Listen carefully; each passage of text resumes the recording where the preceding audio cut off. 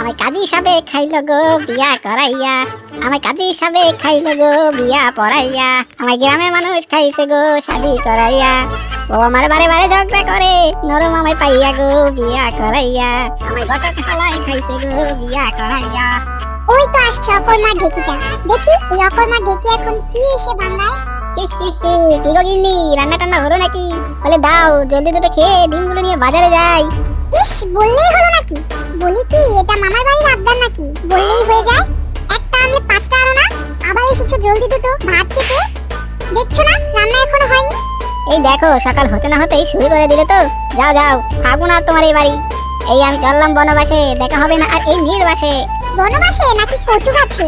ওসব সন্ধ্যা গড়ালেই দেখা যাবে যত সব। যাও জলদি ডিম নিয়ে বেরো, নইলে।